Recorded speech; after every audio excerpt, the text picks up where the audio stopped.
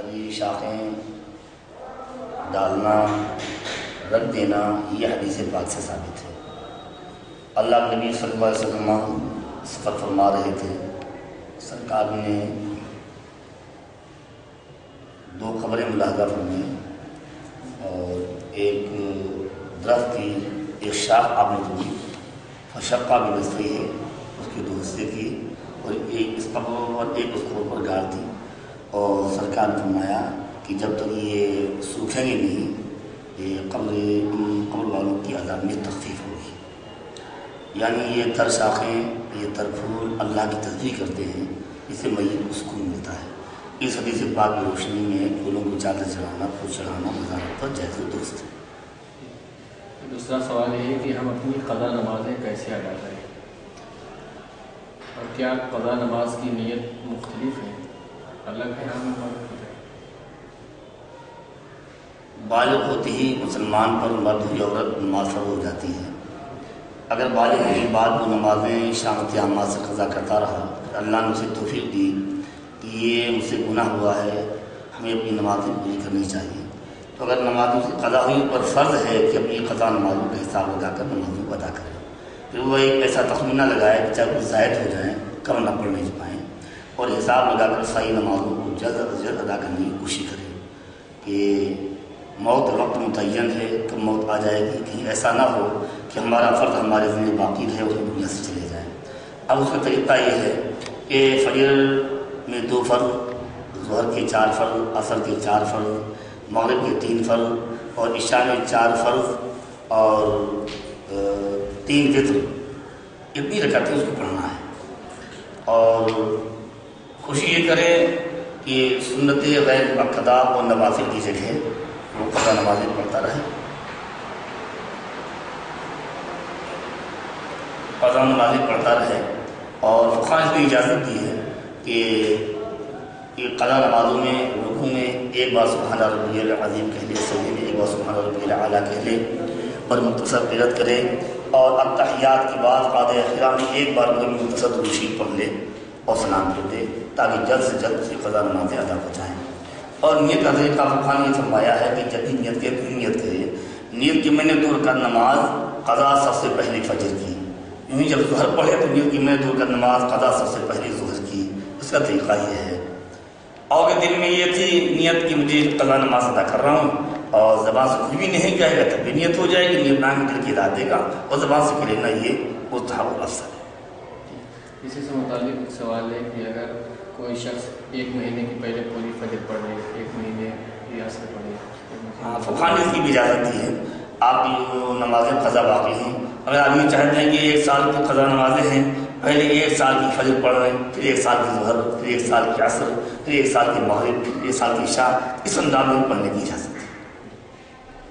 تیسرا سوال ہے کہ کچھ لوگ قبرستان میں مٹی دینے کے بعد فوراً ہاتھ دھوتے ہیں یا گھر آ کر غسل کرتے ہیں، اور یہ سوچتے ہیں کہ میت سے چھو جانے کے سبب ہاتھ دھونا یا غسل کرنا یہ ضروری ہوتا ہے، ان کی یہ سوچ کیسی ہے، اور ہاتھ وغیرہ یا غسل دھونا غسل کرنا یہ کیسا ہے؟ میت نہلا دینے کے بعد پاک ہو جاتی ہے، اور اگر پاک نہ ہو تو نماز جنازہ ہی صحیح نہیں ہوگی۔ نماز جنازہ کے میت کا پاک ہونا بھی شرط ہے۔ جب میت پاک ہے تو پھر اس کے چھونے میں کوئی حرج نہیں ہے، اور اگر وہ ناپاک ہے بھی نہلانے سے پہلے تو وہ نجاست حکمیہ ہے، اس میں بھی چھونے سے بھی ناپاک نہیں ہوگا۔ لہذا یہ خیالات کی دفن کرنے کے بعد میں یا مٹی دینے کے بعد میں، ویسے یہ جو ہم نے سوال کیا ہے کہ میت چھونے سے ناپاک، یہ خیال نہیں ہے لوگوں کا۔ لوگ یہ سمجھتے ہیں کہ مٹی ہم دے کر آئے ہیں اور میت کو مٹی دے کر آئے ہیں، لہٰذا وہ مٹی جو ہے باہر دھل جانا چاہیے، اندر نہیں جانا چاہیے، اس سے بھی نقصان ہو سکتا ہے۔ یہ خالی جاہلانہ خیالات ہیں، شرع میں خیالات کا کوئی مقام نہیں ہے۔ اور مٹی ڈالنا یہ اللہ کے نبی کا حدیث پاک سے ثابت ہے، اور جنازے کی نماز پڑھنا، جنازے میں کندھا لگانا اور مٹی ڈالنا، جنازہ لے کر چلنا، قبر میں میت اتارنا، یہ بڑی سعادت کی بات ہے، مومن کی خدمت ہے، اور یہ اللہ کی بارگاہ میں پسندیدہ فعل ہے۔ لہٰذا ان خیالات سے بچنا چاہیے، اور یہ خالی جاہلانہ خیالات ہیں، اسلام سے کوئی تعلق نہیں ہے۔ جی ایک سوال یہ نفیس بھائی محبہ کے نام کیا ہے کہ حضرت عمر رضی اللہ تعالیٰ عنہ جب اپنی بہن کے گھر گئے تو کون سی آیت سن کر واپس سرکار کے پاس آ کر ایمان لے آئے؟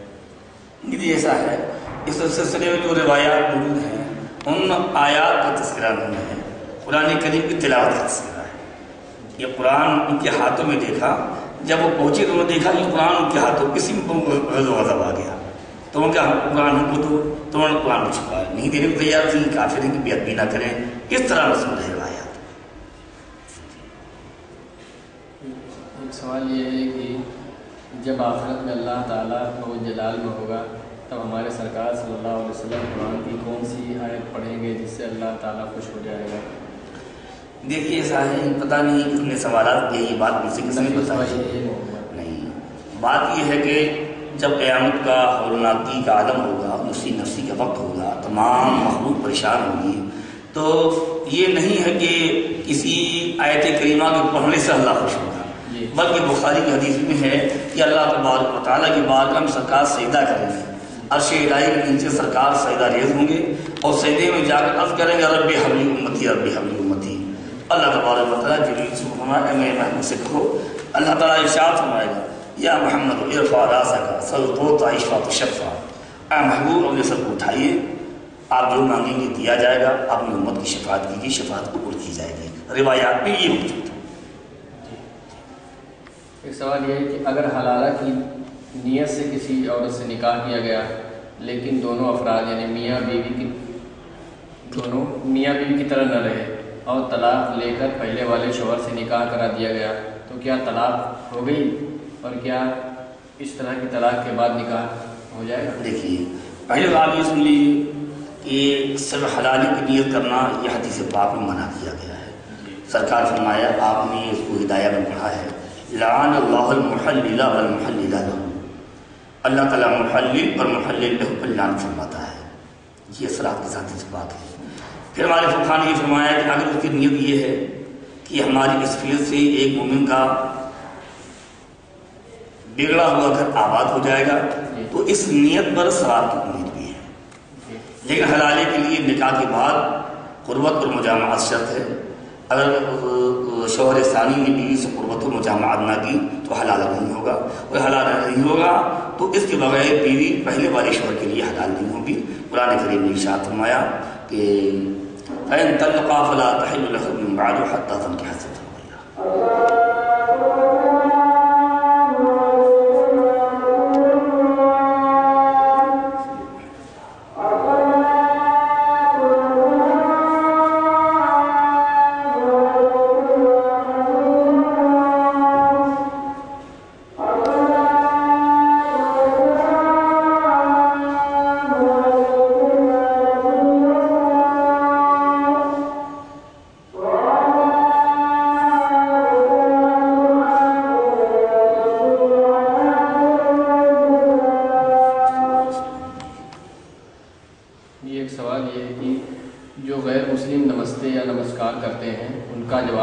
چاہیے یا نہیں، اور جو مسلمان جواب دیں یا خود غیر مسلموں سے نمستے کریں ان کے لیے کیا حکم؟ دیکھیے اگر کسی مومن سے کسی کافر نے نمسکار یا نمستے کہا اور اس کے جواب میں مومن نے حداک اللہ کہہ دیا تو اس میں شاید کوئی حرج نہیں ہے، لیکن مومن بھی استعمال کرنا یہ حرام ہے۔ یہ کہ کیا بچوں کو نظر لگنا حق ہے، اور اگر حق ہے تو کیا مرچ وغیرہ سے نظر اتاری جا سکتی ہے یا نہیں؟ نظر لگنا حدیث پاک سے ثابت ہے، اور مرچ وغیرہ سے اتارنے کا طریقہ رائج ہے، اس میں شرعاً کوئی حرج نہیں ہے، لہٰذا مرچ وغیرہ پڑھ کر نظر اتاری جا سکتی ہے۔ بلکہ انہوں نے فرمایا کہ اگر مرچ کو 7 یا 11 مرچیں بچے پر اتار لی جائیں اور 7 بار قل اعوذ برب الفلق قل اعوذ برب الناس پڑھ کر مرچوں پر دم کر کے جلا دیا جائے تو امید ہے کہ انشاءاللہ جلد نظر اتر جائے گی، تو بچے کی حفاظت ہو جائے گی۔ جی ایک سوال یہ ہے، شمیم بھائی محبہ کے ہیں، انہوں نے کیا ہے کہ حضرت بدیع الدین زندہ شاہ مدار رحمۃ اللہ علیہ مگر پور کے سلسلے مداریہ کے تعلق سے ہے کہ کچھ عالم دین اس سلسلے کو بند قرار دیتے ہیں کہ زندہ شاہ مدار نے اپنے مریدوں سے خلافت واپس لے لی تھی، جبکہ کچھ علماء ان کا سلسلہ صحیح بتاتے ہوئے لوگوں کو اس سلسلے سے مرید کرتے ہیں، صحیح کیا ہے وضاحت فرمائیں۔ چونکہ مسئلہ اس دور میں ہی نہیں اٹھا ہے قدیم زمانے سے مسئلہ اٹھا چلا رہا ہے اور اس میں کچھ علماء کے درمیان اختلاف انتشار بھی ہوا، مناظرہ اور مجادلہ کی نوبتیں بھی آئیں۔ یہ ہمارا اپنا مزاج یہ ہے کہ ہم اس طرح کے لغو اللایانی بحث و مباحثہ میں پڑھ کر اپنی قیمتی وقت کو برباد نہیں کرتے ہیں۔ میں نے آپ نے سوال کیا ہے تو میں کچھ تھوڑا سا عرض دیتا ہوں کہ جو حضرات اس کو منسوخ کہتے ہیں تو وہ سبع سنابی شریف میں حضرت زندہ شاہ مدار خواجہ سراج الدین سوقہ رحمۃ اللہ تعالیٰ علیہما کا ایک واقعہ تحریر ہے کہ حضرت زندہ شاہ مدار حضرت سراج الدین سوقہ رحمۃ اللہ علیہ میں کچھ گفتگو ہو گئی، جس کی بنیاد پر انہوں نے فرما دیا کہ میں سلسلہ تراث ختم، اور اسی کے حوالے سے حضرت شیخ عبد المحدث دہلوی رحمۃ اللہ تعالیٰ علیہ نے اس سلسلے منسوخ ہونے کی روایت کو اخبار الاخیار میں بھی تحریر فرما دیا اور لوگوں میں اطلاع ہونے لگا، اور بعض علماء کرام جو سلسلہ عالیہ کی وابستگان وغیرہ یہ اس سے منسوخ ہونے کے قائل نہیں ہیں اور وہ اپنے دلائل وغیرہ پیش کرتے ہیں۔ اس سلسلے میں میرا اپنا مطلب یہ ہے کہ اگر وہ حضرات اس کو منسوخ نہیں مانتے ہیں اور اس کے قائل نہیں ہیں تو اس سلسلے میں بحث و مباحثہ کی کوئی ضرورت نہیں ہے۔ اگر ہمارا عقیدہ صحیح ہے، ہمارا ایمان صحیح ہے، اور پھر اگر اللہ کے کسی ولی سے اپنا کوئی رابطہ کر کے نسبت کر کے اپنے آپ کو ان کی جانب منسوب کرتا ہے تو اس میں شرارت کی حیثیت نہیں ہے، نہ کوئی گناہ ہوگا، نہ بدعقیدگی ہوگی، نہ گمراہی ہوگی، لہٰذا اس سلسلے میں بحث و مباحثہ مناظرہ مجادلے کی کوئی ضرورت نہیں ہے۔ اللہ کا ہر بڑی قابل احترام۔ جی شمی بھائی کی طرف سے یہ ایک سوال یہ ہے کہ آج کل جو شادیاں ہوتی ہیں ان میں کہیں کہیں فاسق لوگ گواہ بن جاتے ہیں، جبکہ شریعت اسلامیہ میں ایسے لوگوں کی گواہی قبول نہیں، تو کیا نکاح ہو جائے گا؟ اور اگر کہیں نکاح پڑھانے والا بھی فاسق ہو تو کیا اس سلسلے میں نکاح کا کیا ہوگا؟ دیکھیے، نکاح کے لیے شہادت شرط ہے، اور فقہی کتابوں میں جہاں اس کا تذکرہ ہے وہاں حرین بالغین عاقلین، آزاد ہو، بالغ ہو، عقل مند ہو، اگر گواہ سنی صحیح عقیدہ مسلمان ہے تو نکاح منعقد ہو جائے گا۔ اگرچہ بہتر یہی ہے اگر ایسا سنی صحیح عقیدہ گواہ بنایا جائے جو پابند شرع ہو اور فاسق نہ ہو، یہ افضل اور اولا ہے۔ پھر بھی اگر فاسق تھا اور اس کی شہادت میں نکاح ہو گیا تو نکاح ہو جائے گا، اس لیے کہ مومن ہونے کی بنیاد پر وہ اہل شہادت ہے۔ اگر اس کے اندر ادائے شہادت کی اہلیت نہیں ہے لیکن اہل شہادت اس کو فقہ نے قرار دیا ہے، لہٰذا اس کی شہادت سے نکاح ہو جائے گا۔ اور اگر نکاح پڑھانے والا یا ایجاب قبول کروانے والا بھی فاسق تھا تب بھی نکاح ہو جائے گا، اس لیے کہ نکاح دو گواہوں کی موجودگی میں ایجاب و قبول کو نکاح کہتے ہیں، لہٰذا دو گواہوں کی موجودگی میں اگر ایجاب و قبول ہو جائے گا تو نکاح ہو جائے گا۔ اور بہتر یہی ہے کہ جو نکاح پڑھا رہا ہے اور جو گواہی دے رہے ہیں وہ سب کے سب پابند شرع ہوں تو افضل ہے، تاکہ اس کی برکتیں بھی نکاح میں شامل رہیں۔ جی ایک سوال یہ شمیم بھائی محبہ یہ کہا ہے کہ اگر کسی شخص کی اولاد نہیں ہو رہی ہے تو کیا وہ ٹیسٹ ٹیوب بی بی کا استعمال کر سکتا ہے؟ جی بس دیکھیے، اللہ کے نبی صلی اللہ علیہ وسلم کی شریعت مطہرہ نے جو طریقہ نسل انسانی کے لیے ایجاد کیا ہے اور جس طریقے کی رسول اللہ کی شریعت نے اجازت دی ہے اس طریقے سے ہٹ کر کسی طریقے کو استعمال کرنا جائز نہیں ہے، ناجائز ہو رہا ہے۔ اللہ کے صلی اللہ علیہ وسلم کی شریعت نے طریقہ بتایا کہ یہ دو شخصوں کے درمیان پہلے نکاح کا قیام ہو، بعد نکاح جائز طریقے پر دونوں میں اختلاط ہو، اس اختلاط سے اللہ تبارک و تعالیٰ کی قدرت ہے جب چاہے علوق فرما دے۔ اس کے علاوہ کسی بھی غیر شرعی طریقے سے علوق کروانا یا کہ رحم میں عورت میں ٹرین میں کیا نماز ہو جائے گی اور نیز چلتی ٹرین میں پڑھی گئی نماز دہرانا ضروری ہے یا نہیں؟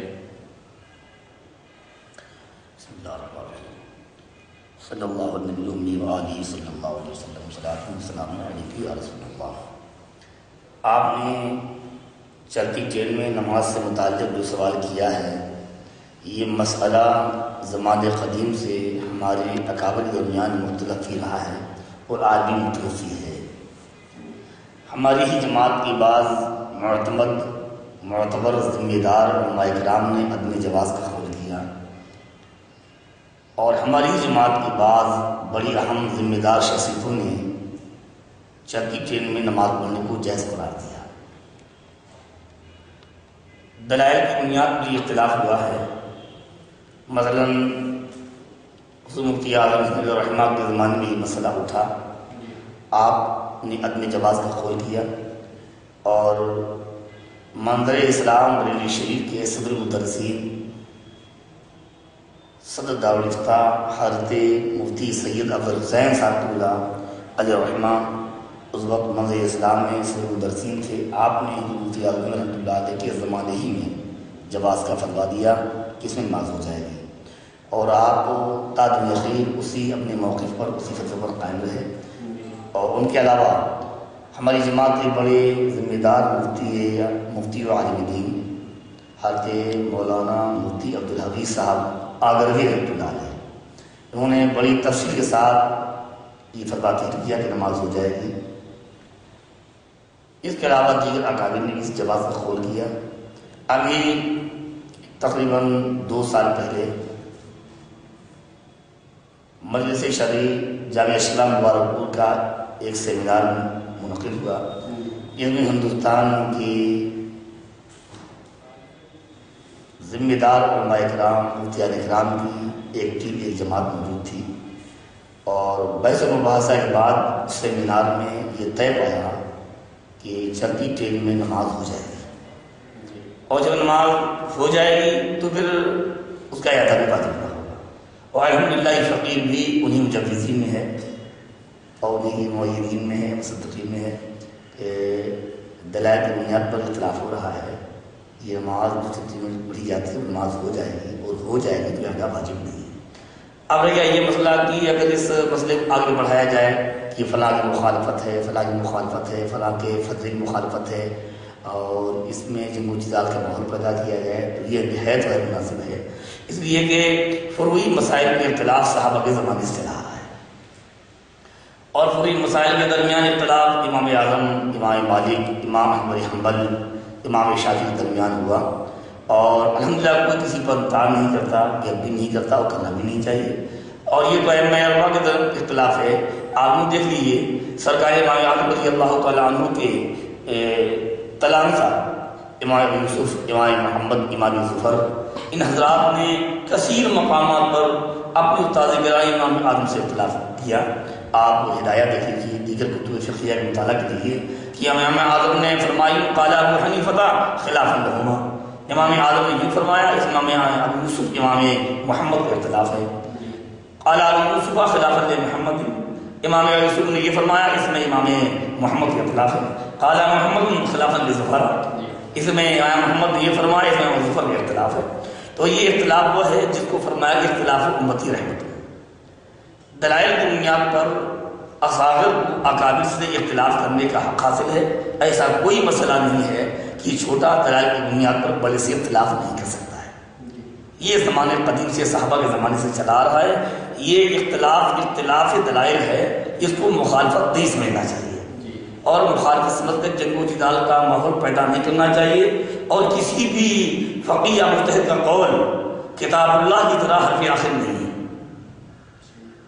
اور پھر خصوصاً فروعی مسائل میں اور فقہ میں اختلاف ہوتا رہا ہے، لہذا جب ہماری ہی جماعت میں اس میں 2 جماعتیں موجود ہیں، مجوزین کی بھی اور مانعین کی بھی، لہذا جو حضرات مجوزین پر اعتماد کرتے ہیں کہ یہاں جو لوگ جائز کہہ رہے ہیں ان کے دائر میں مجھے تسلیم ہے، اور اس پر عمل کرتے ہوئے چلتی ٹرین میں نماز پڑھ لیتے ہیں، تو ان کو اعادہ واجب نہیں ہوگا، اور اگر مانعین ان کے دلائل کو نہ مانیں اور اپنے عدم جواز کے موقف پر قائم رہیں تو ان سے بھی جنگ و جدال لائی کرنے کی ضرورت نہیں ہے۔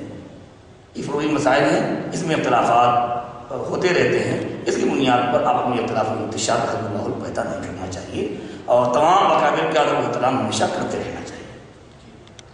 یہ ایک سوال یہ حضرت ثانی کا ہے کہ امام صاحب جب اپنی سنت نماز پڑھتے ہیں تو اتنی جلدی پڑھتے ہیں کہ رکوع میں جاتے ہیں مگر ٹھیک سے سیدھا کھڑا ہوئے بنا سجدے میں چلے جاتے ہیں، لیکن جب نماز جماعت سے پڑھاتے ہیں تو صحیح طریقے سے، تو کیا ایسے امام کے پیچھے نماز پڑھنا درست ہوگا یا نہیں؟ یہ تعدیل ارکان جس طرح فرائض میں واجب ہے سنت میں بھی واجب ہے. قصداً ایسا کرنا یہ گناہ ہے، ناجائز ہے. یہ ہو سکتا ہے امام صاحب سے یہ غلطی بے توجہی اور بے خیالی میں ہو رہی ہو، یا ایسی صورت میں بڑے ادب و احترام اخلاق و محبت کے ساتھ امام صاحب کی توجہ جانی مبذول کرا دینی چاہیے. اور جب فرائض میں باقاعدہ تمام فرائض واجبات کو ادا کر رہے ہیں تو فرائض کی ابتدا ان کے پیچھے کر لی جائے اور اس مسئلے میں ان کی توجہ دلا دی جائے، یہی زیادہ بہتر ہے.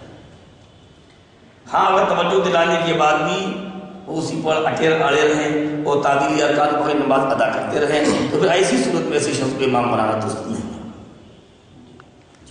جی ایک سوال یہ حضرت صاحبی کا ہے کہ امام کے اللہ اکبر کہنے سے پہلے مقتدی نے دیکھا کہ امام صاحب رکوع میں جا رہے ہیں تو مقتدی رکوع میں چلا گیا اور امام صاحب کے بعد میں اللہ اکبر کہا تو کیا مقتدی نماز میں شامل ہے یا بے دخل؟ وضاحت فرمائیں. اگر یہ مسئلہ تکبیر تحریمہ سے متعلق ہے، نہیں وہ تکبیر جس سے نماز کا آغاز کیا جاتا ہے، تو مسئلہ شرعی ہے کہ اگر امام نے مقتدی کے اللہ اکبر کہنے سے پہلے اللہ اکبر کہہ لیا، یعنی امام اللہ اکبر کی راہ ادا نہیں کرنے پایا اور امام نے اور مقتدی نے اس سے پہلے اللہ اکبر مکمل کر لیا، ایسی صورت میں مقتدی کی نماز ہوگی ہی نہیں.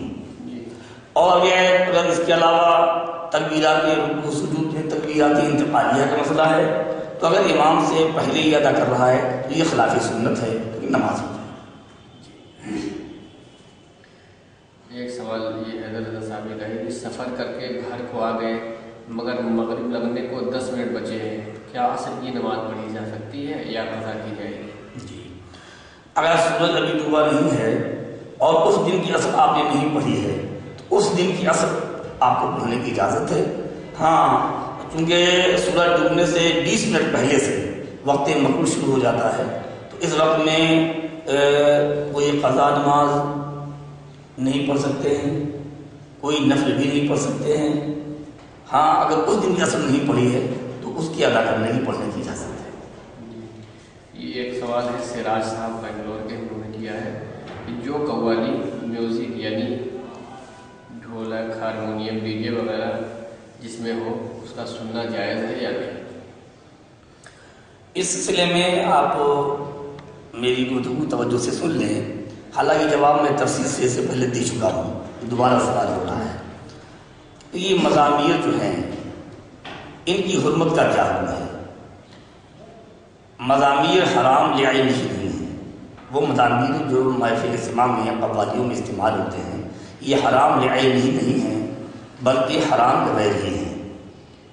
اعلیٰ حضرت رحمۃ اللہ نے جب اس کے متعلق جواب نہیں فرمایا تو جواب آغاز یوں کیا کہ آلات لہو و لعب بر وجہ لہو و لعب بلا شبہ حرام ہے.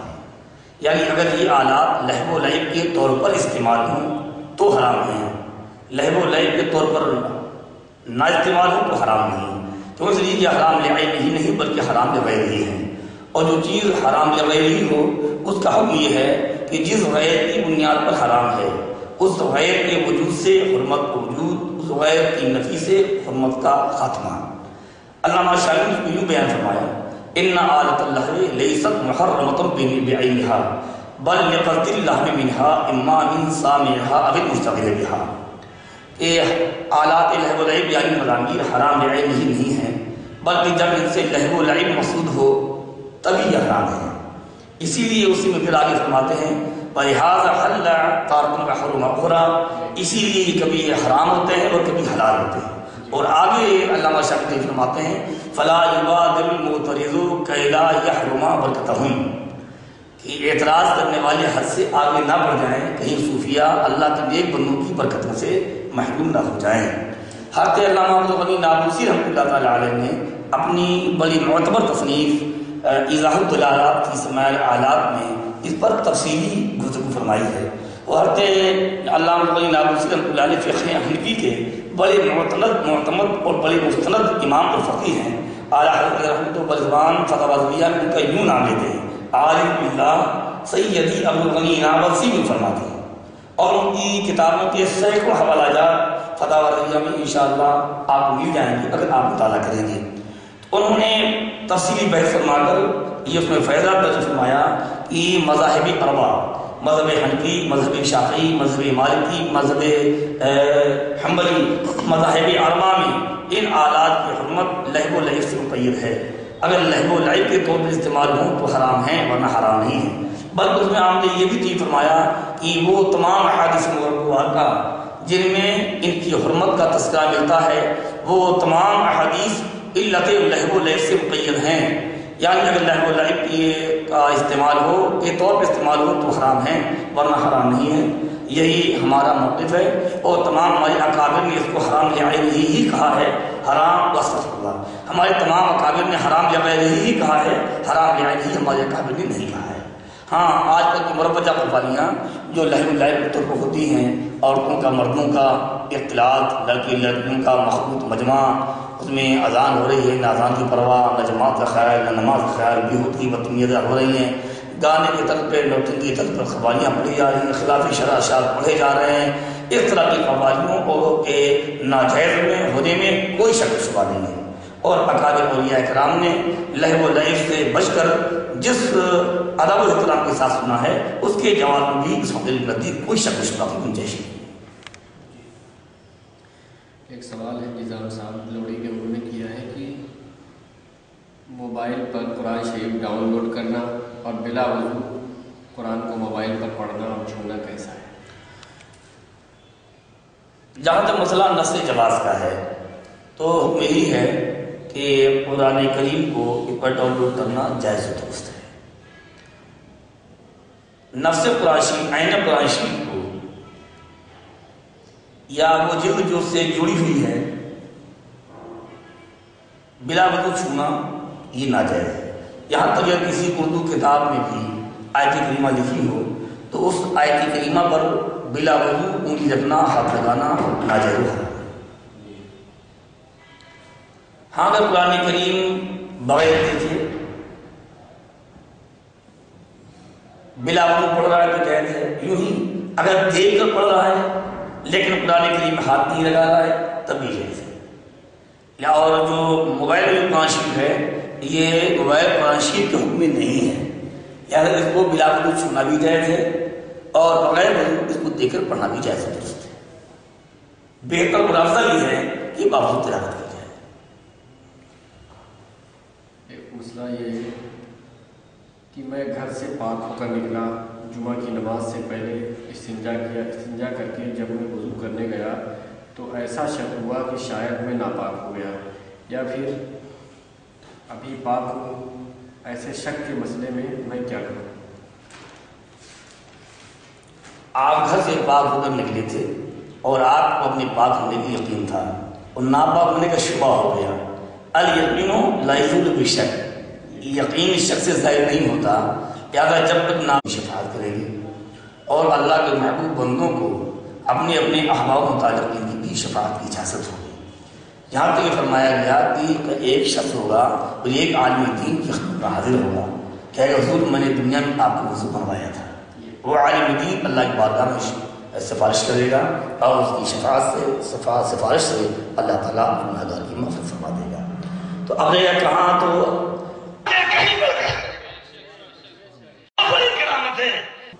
اس کے لیے شریعت میں کوئی جگہ تو متعین نہیں، میدان قیامت ہوگا، سارے متقدمین متاخرین اولین آخرین اکٹھا ہوں گے، لیکن سرکار نے فرمایا ہے نا انتا مع من حببت، تم جس سے محبت کرتے ہو ان کے ساتھ ہے نا۔ ارشاد کے مطابق اللہ تبارک و تعالیٰ چاہنے والوں کو اپنے آقاؤں کی خدمت ان کی معیت عطا فرما دے گا۔ اللہ کی رحمت سے امید ہی ہے اور ارشادات سے ہی ثابت ہوتا ہے۔ ایک سوال یہ ہے کہ کیا مرید اپنے پیر کی بیعت سے بے دخل ہو سکتا ہے؟ اگر ہاں تو کیسے؟ اور کیا مرید اپنی مرضی سے بیعت توڑ سکتا ہے یا پیر اپنی مرضی سے مرید کو بے دخل کر سکتا ہے؟ اللہ کی شریعت ہے، اگر پیر شرائط بیعت کا جامع ہے، بیعت کی 4 شرطیں ہیں، پیر کے اندر نام سنا ہوگا سرکار یہ 4 چیزیں پائے جائیں تب مرید ہونا جائز ہے۔ دل بھرے تو نمبر 1 سنی صحیح العقیدہ ہو، بد مذہب بد عقیدہ نہ ہو، قبائل سے بچتا ہو، صغائر پر اصرار نہ کرتا ہو، آسان لفظ مسلم سرکار جو کہتے بغدادی نے کہ اللہ کی نبی کی شدید کا پابند ہو، سنی صحیح عقیدہ ہو، بتایا کیا حضور کیا بتاؤ، پابند شرع ہو، عالم دین ہو۔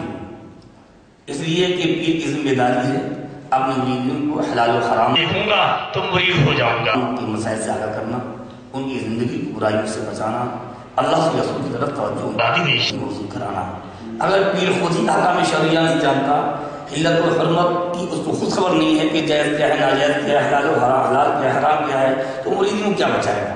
تو ایک شخص عالم دین ہو اور اس کا سلسلہ صحیحہ متصلہ، اس کا سلسلہ صحیح ہو، اللہ کے نبی تک متصل ہو، تو 4 شرطیں ہو گئی۔ سنی صحیح عقیدہ ہو، عالم دین ہو، نبی کی شریعت کا پابند ہو، اور اس کا اسے اجازت کے صحیحہ حاصل ہو، اس کا سلسلہ متصل ہو۔ یہ 4 چیزیں جس کے اندر پائی جائیں دل بھرے، اس سے بیعت ہوا جا سکتا ہے۔ اور جب بیعت ہو گیا تو فرمایا گیا الشیخ فی قومہ کالنبی فی امتہ، اگر شیخ کی بارگاہ سے عقیدت صحیح ہے تو شیخ سے لے کر اللہ کے نبی کی بارگاہ شریف تک جتنی وسائل ہیں، اللہ تعالیٰ عقیدت کے اعتبار سے جیسی عقیدت ہوتی ہے سب کا فیض من جانب اللہ کو میسر آتا ہے۔ اگر شیخ جامع شرائط ہے تو ہرگز اس سے انحراف ہرگز صحیح نہیں ہے۔ اگر اس سے اپنے منہ کو مولے گا یا بیعت کا خاتمہ کرے گا تو دونوں عالم کے وبال میں مبتلا ہونے کا اندیشہ ہے۔ سمجھ گیا؟ ہاں یہ ضرور اگر شیخ اس کو اپنی بیعت سے خارج کر دے کہ میں تجھ کو اپنے بیعت سے نکال دیا تو زہر بار خارج ہو جائے گا۔ اس لیے بیعت ہونے کا دار و مدار شیخ کے قبول کرنے پر ہے، اب اسی نکال دیا تو بیعت سے خارج ہو جائے گا، ہے نا؟ اور اگر اب مرید نے بلا عذر شرعی خود بخود ایسی حرکت کی تو دونوں عالم کے وبال اور بلاؤں کی طرف ہونے کا اندیشہ ہے۔ ایک سوال یہ رضوان بھائی جگ مراد آباد کے انہوں نے کیا ہے کہ حضرت علی رضی اللہ تعالیٰ عنہ سے مدد مانگنا کیسا ہے؟ جیسے کہ لوگ کہتے ہیں کہ یا علی مدد، ایسا کہنا کیسا ہے؟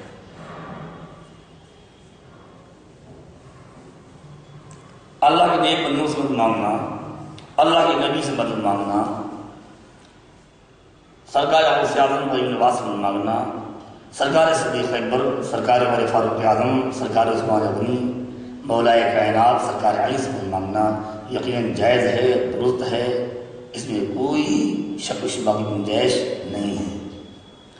جو لوگ ناجائز کہتے ہیں وہ بہت بڑی غلطی اور حماقت پر ہے۔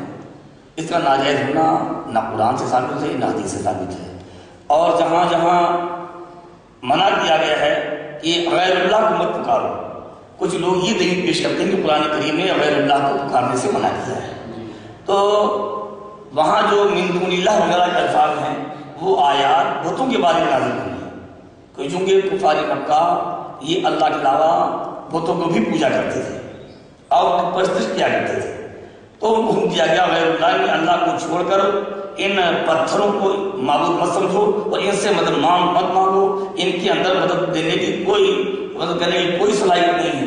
رہ گئے اللہ کے حکم تھے انبیاء اولیاء رسول علیہ السلام، تو اللہ تبارک و تعالیٰ نے اپنی رحمت اپنے فضل سے ان کو بڑی قوتیں عطا کی ہیں۔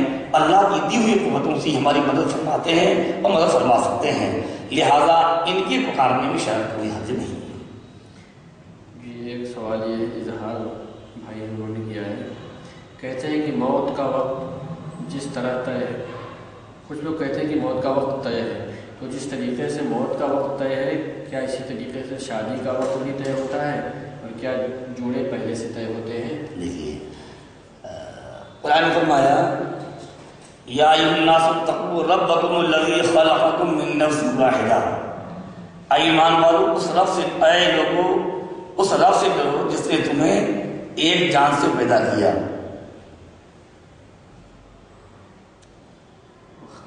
وَخَلَقَ مِنْهَا زَوْجَهَا، اور اس سے تمہارا اور پھر اس سے جوڑا پیدا فرمایا، ہے نا، وَبَثَّ مِنْهُمَا رِجَالًا كَثِيرًا وَنِسَاءً، وَبَثَّ مِنْهُمَا، پھر انہی دو سے کثیر مرد اور عورتوں کو پھیلایا، یہ قرآن کی آیت کریمہ ہے۔ اس آیت کریمہ سے یہ بات ثابت ہو جاتی ہے کہ اللہ تبارک و تعالیٰ جس طرح مرد کو پیدا کیا ہے مرد کے لیے جوڑا پیدا کیا ہے، اس لیے جس طرح عورت کو پیدا کیا ہے عورت کے لیے بھی جوڑا اللہ نے پیدا فرمایا ہے۔ اور ہے کیا کام کا ٹائم پر ہے تو لکل شیء اجل، اللہ تعالیٰ کی جانب سے ہر کام کا وقت متعین مقرر ہے، اور جب وہ وقت آ جاتا ہے تو وہ کام اللہ کے حمد سے انجام کو پہنچ جاتا ہے۔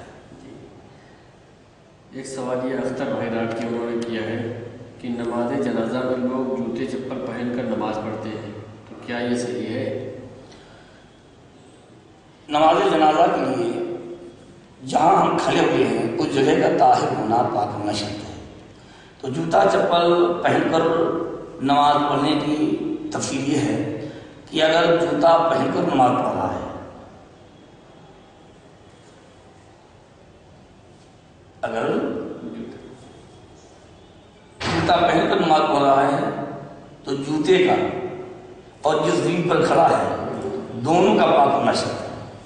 اگر جوتے پر کھڑے ہو کر نماز پڑھ رہا ہے تو صرف جوتے کا پاک ہونا کافی ہے، لہٰذا بہتر یہ ہے کہ اگر زمین پاک ہو تو جوتے سے ہٹ کر زمین پر کھڑے ہو کر نماز پڑھی جائے تو یہ زیادہ بہتر ہے۔ یہ شمیم بھائی محبوبہ انہوں نے سوال کیا ہے کہ غیر مسلموں کو ان کے تہواروں پر مبارکبادی دینا کیسا ہے؟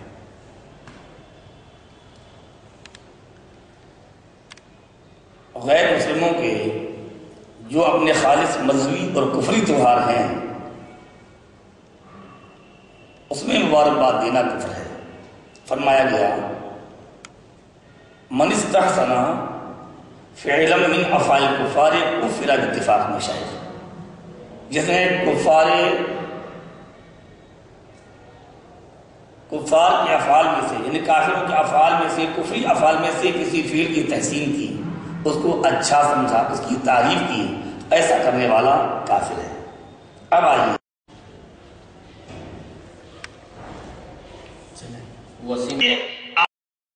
ساری بریانی پکا دو۔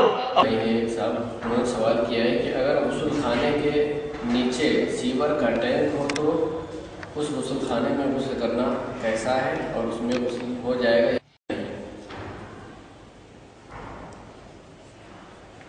دیکھیے غسل کا دار و مدار نجاست کی ازالے پر ہے، نجاست کا ازالہ ہو جائے گا، مائع مطلق بہا دیا جائے گا، غسل کی فرائض کی ادائیگی ہو جائے گی، غسل ہو جائے گا، کیونکہ فرائض کی ادائیگی میں ہم کوئی رکاوٹ اللہ کی بارگاہ میں مقبول نہیں ہے، یعنی اس ہونے میں پیچھے کچھ کا مسئلہ ہی نہیں ہے، غسل ہو جائے گا۔ اسی سے متعلق ایک سوال ہے کہ اگر فرش کے نیچے سیور کا ٹینک ہو تو اس فرش پر نماز ہو جائے گی یا نہیں؟ اگر فرش کے نیچے سیور کا ٹینک ہے، اوپر اس کی اجازت کا کوئی اثر نہیں ہے، ایسی صورت میں اس ٹینک پر نماز پڑھنا جائز ضرورت ہے، نماز ہو جائے گی، نماز میں کوئی کراہت بھی نہیں۔ یہ ایک سوال یہ ہے کچھ لوگ مسجد میں کرسی میں بیٹھ کر نماز پڑھتے ہیں، ماں باپ کا چہرہ دیکھنا، جبکہ نماز پڑھنے کے لیے وہ گھر سے چل کر آتے ہیں، کیا مسجد میں اس طرح کرسی وغیرہ رکھنا ٹھیک ہے؟ اور کیا بنا اس کوئی شخص کرسی پر نماز پڑھے تو امام کو اسے کرسی سے اٹھا دینا درست ہے؟ دیکھیے فرض میں، وطر میں، فجر کی سنت میں کھڑا ہونا فرض ہے، اگر کھڑے ہونے پر قادر ہے تو بیٹھ کر نماز پڑھے، صورت میں نماز نہیں ہوگی۔ یہاں تک کہ فقہ نے فرمایا اگر صرف اتنی ہی کھڑے ہونے کی قوت ہے کہ وہ کھڑے ہو کر تکبیر تحریمہ کہہ سکتا ہے تو اتنی دیر ہی کھڑا ہونا مفروض ہے۔ اگر ٹیک لگا کر کھڑا ہو سکتا ہے، ایسی صورت بھی کھڑا ہونا اوپر لازم واجب ہے۔ آپ گھر سے چل کر آ رہے ہیں تو اس سے معلوم ہو رہا ہے کہ آپ کے اندر کھڑے ہونے کی قدرت و طاقت ہے، صرف اپنی سہولت اور آرام کے لیے آپ یہاں پر کرسی پر بیٹھ گئے، اگر کھڑے ہونے کی قدرت تھی اس کے باوجود کرسی پر بیٹھ کر نماز پڑھے گا تو فرض نماز یا فطر یا فجر کی سنت اس کی ہوگی ہی نہیں، اس پر لازم و واجب ہے کہ اس فعل سے وہ باز آئے اور اس طرح قدرت ہوتے ہوئے جو بیٹھ کر نماز پڑھی ہے ان کو دہرائے ان کا یاد رکھے۔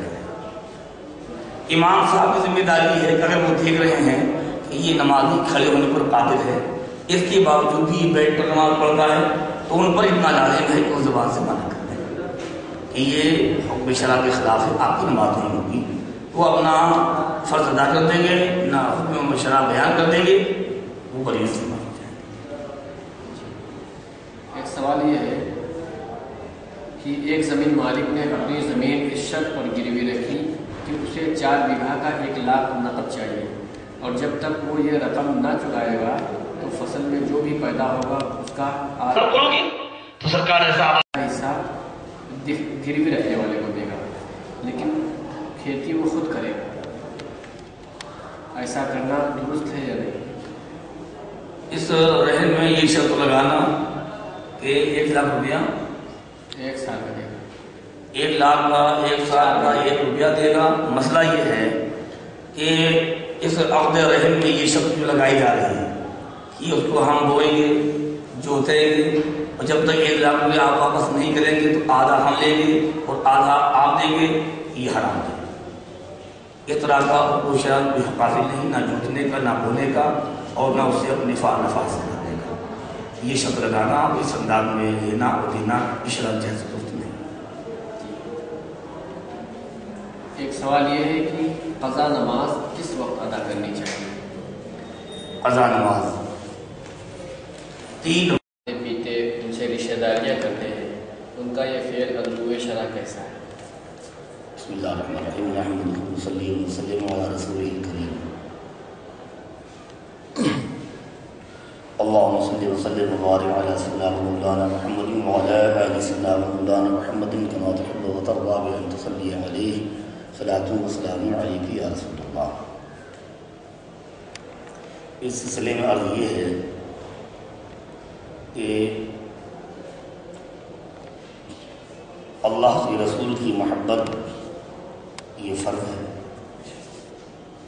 اللہ تبارک و تعالیٰ کی بارگاہ کا ادب اور اس کے محبوب کی بارگاہ کا ادب فرض عین ہے، اور نبی کریم صلی اللہ علیہ وسلم کی بارگاہ کا ادب یہ بارگاہ الہی کی آداب کی قدس ہے. اور اللہ کے نبی صلی اللہ علیہ وسلم کی سچی محبت یہی ایمان، جان ایمان اور مدار ایمان ہے. اللہ کے نبی صلی اللہ علیہ وسلم کی ایک حدیث پاک میں ارشاد فرمایا، لا یؤمن احدکم حتی اکون احب الیہ من والدہ وولدہ والناس اجمعین، اور کما قال. تم میں سے اس وقت تک کوئی کامل ایمان والا نہیں ہو سکتا جب تک میں اس کے نزدیک اس کے ماں باپ، اس کی اولاد اور دنیا کے تمام لوگوں سے زیادہ محبوب نہ ہو جاؤ. یعنی ہمارا ایمان مکمل اس وقت ہوگا جب ماں باپ، بیوی بچے، زمین جائیداد، خاندان، دوست احباب، مال و دولت، دنیا کی ہر چیز سے بڑھ کر ہمارے دل میں اپنے پیارے آقا صلی اللہ علیہ وسلم کی محبت پیدا ہو جائے. اس کے بغیر کچھ بھی نہیں ہے. اب آئیے دیانہ وہابیہ سے متعلق. یہ وہ جماعت ہے کہ جس نے اللہ تبارک و تعالیٰ اور رسول کریم صلی اللہ علیہ وسلم کی بارگاہ شریف میں بے شمار بے ادبیاں کی، صریح ناقابل تعبیر گستاخیاں کی. کہیں یہ لکھا کہ اللہ تعالیٰ جھوٹ بول سکتا ہے، کہیں یہ لکھا کہ رسول اللہ کو پیٹھ کے پیچھے کی خبر نہیں، کہیں یہ لکھا کہ جس کا نام محمد یا علی ہے اس کو کسی چیز کا اختیار نہیں. یہ تقویۃ الایمان میں لکھا. انبیاء اولیاء اللہ کے بے بس بندے ہیں، ہمارے بڑے بھائی کی طرح ہیں. یا فتاوی رشید کا یا رسول اللہ کہنا شرک ہے. اشعری تھانوی نے حفظ الایمان میں اللہ کے نبی علم شریف کو جانوروں اور پاگلوں بچوں کے علم سے تشبیہ دی. خلیل احمد امبیڈکر نے براہیم قاطعہ میں لکھا کہ رسول اللہ کی میلاد انبیاء کے جنم کی طرح ہے. اور اسماعیل دہلوی نے سعد متقی میں لکھا کہ رسول اللہ کا یعنی خواہ وہ کوئی بھی اپنے شیخ یا اور کسی جانب خاص جانب جناب رسالت معاوی نہ ہوں، ان کی جانب اپنی ہمت کو لگا دینا بیل یا گدھے کی صورت میں مستغرق ہونے سے یعنی چوبی سے زیادہ برا ہے. معاذ اللہ رب العالمین. اور قاسم نانوتوی نے رسول اللہ کے خاتمیت زمانی کا انکار کیا کہ وہ یا رسول اللہ کے بعد کسی نبی آنا ممکن ہے، یہ اس نے قول کیا۔ ان تمام بے ادبیوں کی وجہ سے علماء عرب و عجم نے ان کی تکفیر کی، یہ اللہ اس کے رسول کی بارگاہ کے بے ادب ہیں اور اپنی بے ادبی وجہ سے کافر ہیں، مرتد ہیں، اسلام سے خارج ہیں۔ بلکہ تو یہ فرمایا من شک فی عذابہ و کفرہ فقد کفر، جو ان کے عقائد کفریہ پر مطلع ہونے کے بعد ان کو مسلمان جانے، ان کے عذاب میں شک کرے، ان کے کفر میں شک کرے، وہ بھی کافر ہے اور اسلام سے خارج ہے۔ آج کی کتابوں میں مطالعہ کیجیے تو گویا وہابیت کی بنیاد ہی رسول اللہ کی بے ادبی پر ہے اور اللہ کی محبوبوں کی بارگاہ کی گستاخی پر ہے۔ آپ تربیت الایمان دیکھ لیجیے اور براہین قاطعہ دیکھ لیجیے، حفظ الایمان دیکھ لیجیے، ان تمام کتابوں میں اللہ کے نبی کی بارگاہ کی بے ادبیاں، دیگر محبوبان الہی کی بارگاہ کی بے ادبیاں گستاخیاں ایک دم بھری ہوئی ہیں۔ تو اللہ کے نبی کی بارگاہ کی بے ادب جماعتیں ہیں اور کوئی بھی ایمان والا ہو سب کچھ برداشت کر سکتا ہے لیکن اپنی نبی کی بارگاہ میں بے ادبی برداشت نہیں کر سکتا۔ اور الحمدللہ یہی صحابہ کا وتیرہ تھا کہ انہوں نے اپنے نبی کی محبت میں اپنی جان کو قربان کیا، اپنے ماں باپ چھوڑ دیے، خاندان چھوڑ دیے، بھائیوں کو چھوڑ دیا۔ حضرت عمر نے اپنے سگے ماموں کو جنگ بدر میں نبی کی محبت میں قتل کر دیا۔ حضرت ابو عبیدہ بن جراح رضی اللہ تعالی عنہ نے اپنے ہاتھ سے اللہ کے نبی کی محبت میں جنگ احد میں اپنے والد کو قتل کر دیا۔ ایک مومن کے لیے اللہ کے نبی صلی اللہ علیہ وسلم سے بڑھ کر کوئی نہیں ہو سکتا ہے، لہذا ہم پر اور آپ پر لازم ہے کہ یہ جماعتیں اللہ کے رسول کی بارگاہ کی بے ادب کو گستاخ جماعتیں ہیں، ان سے اجتناب، ان سے احتراز، ان سے دور رہنا ہم پر لازم و واجب ہے۔ یہی اللہ کے رسول کا حکم ہے۔ قرآن کریم کی آیت کریمہ دیکھیے، یہ 28واں پارہ سورہ حشر ہے۔ اللہ تعالیٰ نے ارشاد فرمایا لا تجد قوما یؤمنون باللہ والیوم الآخر یوادون من حاد اللہ ورسولہ ولو كانوا آباءهم او ابناءهم او اخوانهم او عشیرتهم اولئک كتب فی قلوبهم الایمان۔ اے محبوب، آپ ایسے قوم نہیں پائیں گے جو اللہ اور قیامت پر ایمان رکھتی ہو اور ایمان رکھتے ہوئے محبت کرے ان لوگوں سے جو اللہ کے رسول کی حدوں کو توڑ رہے ہوں، اگر جو ان کی باپ دادا ہوں یا بیٹے ہوں یا بھائی ہوں یا خاندان کے لوگ ہوں۔ اولئک کتب فی قلوبہم الایمان، یہی وہ لوگ ہیں جن کے دلوں میں اللہ نے ایمان بخش فرما دیا ہے، جو اپنے نبی کی محبت میں، اپنے رب کی محبت میں نہ خاندان دیکھے، نہ بھائی، نہ باپ دادا، نہ رشتہ دار، سب سے بڑھ کر اللہ کے رسول کو چاہیں تو قرآن فرماتا ہے اللہ نے ان کے دلوں میں ایمان بخش فرما دیا ہے۔ وَأَيَّدَهُم بِرُوحٍ مِّنْهُ، اور اللہ ان کی اپنی روح یعنی جبریل کے ذریعے تائید فرماتا ہے، اور اللہ ان کو وَيُدْخِلُهُمْ جَنَّاتٍ تَجْرِي مِن تَحْتِهَا الْأَنْهَارُ، اور اللہ ان کو ایسی جنتوں میں داخل کرے گا جن کے نیچے نہریں جاری ہیں، اس میں وہ ہمیشہ رہیں گے۔ یہ قرآن کریم فرمایا۔ تو لہذا ہمیں حکم یہ ہے، اور اللہ کے نبی نے حدیث پاک میں ارشاد فرمایا لا تواکلهم ولا تشاركهم ولا تناكحهم، نہ ان کے پاس اٹھو بیٹھو، نہ ان کے یہاں کھاؤ پیو۔ ان مرض لا تعودوهم، بیمار پڑ جائیں عیادت پر مت جاؤ۔ ان ماتوا فلا تشهدوهم، مر جائیں جنازے پر مت جاؤ۔ لا تصلوا عليهم ولا معهم، نہ ان پر نماز پڑھو نہ ان کے ساتھ نماز پڑھو۔ اور فرمایا ایاکم، ان کو اپنے سے دور رکھو، اپنے ان سے بچاؤ، کہیں ایسا نہ ہو موقع آ کر تمہیں گمراہ کر دیں، تمہیں فتنے میں ڈال دیں۔ یہ حدیث متعدد کتابوں میں کچھ الفاظ کی تقدیم و تاخیر کے ساتھ موجود ہے، اور سرکار نے ایک روایت میں فرمایا اذا لقیتموہم فلا تسلموا علیہم، اگر ان سے ملاقات ہو جائے تو انہیں سلام ہی مت کرو۔ اللہ کے نبی صلی اللہ علیہ وسلم کی شریعت یہ حکم ہے، لہذا حکم شرع کے مطابق ہمیں اپنی زندگی گزارنی چاہیے۔ قرآن اور حدیث کی روشنی میں حکم شرع یہ ہے ان بد مذہبوں کو اپنے یہاں بلانا چلانا یہ بھی ناجائز و حرام ہے، ان کی یہاں شادی بیاہ کرنا یہ ناجائز و حرام ہے، خرما عقیقہ میں دعوت دینا، ان کی دعوت میں جانا بھی ناجائز و حرام ہے، اور ان سے کوئی بھی محبت و اخلاق کا تعلق رکھنا سب ناجائز ہے، حرام ہے، گناہ ہے۔ نہ ہمیں ان کو دعوت دینا چاہیے، نہ دعوت میں بلانا چاہیے، نہ شادی بیاہ کرنا چاہیے، نہ لڑکے کی نہ لڑکی کی، اور ہر طرح کا تعلق ہمیں ان سے منقطع کر دینا چاہیے۔ صرف ہمیں اہل ایمان ہی سے اخلاق و محبت کے تعلقات رکھنا چاہیے، اور یہ تصور رکھنا چاہیے کہ ہمارا رشتہ دار وہی ہے جو رسول اللہ سے محبت کا رشتہ رکھتا ہو، ادب و تعظیم کا رشتہ رکھتا ہو. اور اللہ کے نبی کی بارگاہ سے جس کا ادب و تعظیم اور احترام کا رشتہ نہیں ہے، وہ چاہے ہمارا سگا بھائی ہو، سگا باپ ہو، ہرگز وہ ہمارا نہیں ہے. اللہ تعالیٰ اس پر ہمیں آپ سب کو قائم رہنے کی توفیق عطا فرمائے.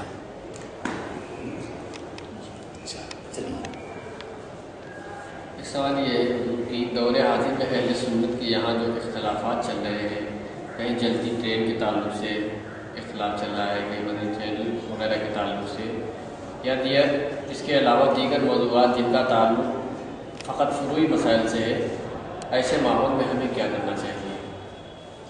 محترم، فروعی مسائل کا اختلاف یہ نیا نہیں ہے. میں نے اس سے پہلے بھی ایک سوال کے جواب میں عرض کیا ہے. فروعی مسائل میں اختلاف اللہ نبی صلی اللہ علیہ وآلہ وسلم کے مقدس صحابہ کے زمانے سے چلا ہے.